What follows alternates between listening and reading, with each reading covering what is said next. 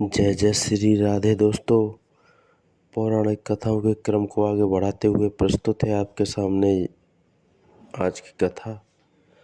कृपया ध्यान से सुने और पसंद आने पर लाइक शेयर सब्सक्राइब करना नहीं भूलें दोस्तों। तो चलिए दोस्तों, आज की कथा को आगे बढ़ाते हैं।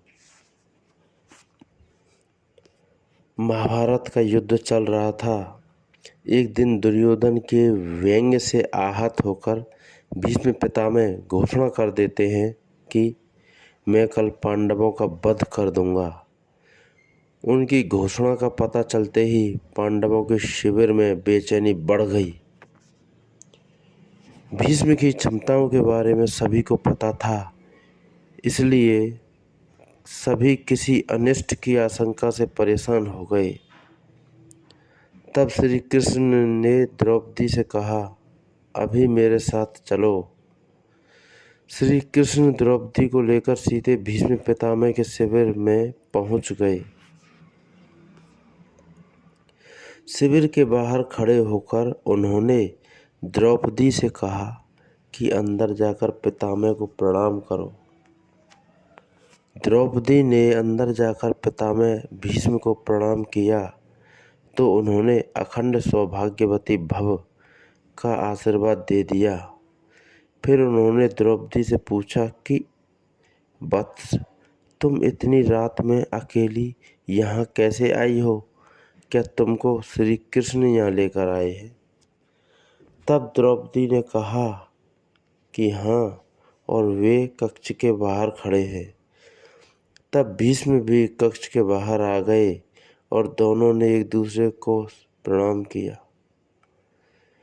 भीष्म ने कहा, मेरे एक वचन को मेरे ही दूसरे वचन से काट देने का काम श्री कृष्ण ही कर सकते हैं। शिविर से वापस लौटते समय श्री कृष्ण ने द्रौपदी से कहा कि तुम्हारे एक बार जाकर पितामह को प्रणाम करने से तुम्हारे पतियों को जीवन दान मिल गया है।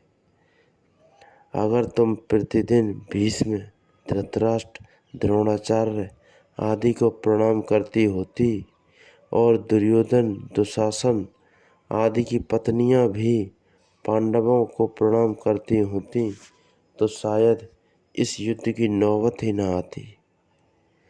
इसका तात्पर्य यह है दोस्तों, वर्तमान में हमारे घरों में जो इतनी समस्याएं हैं उनका भी मूल कारण यही है। जाने अनजाने अक्सर घर के बड़ों की उपेक्षा हो ही जाती है। यदि घर के बच्चे और बहुएं प्रतिदिन घर के सभी बड़ों को प्रणाम कर उनका आशीर्वाद लें तो शायद किसी भी घर में कभी भी कोई क्लेश ना हो। बड़ों के दिए आशीर्वाद कवच की तरह काम करते हैं, उनको कोई अस्त्र शस्त्र नहीं भेद सकता।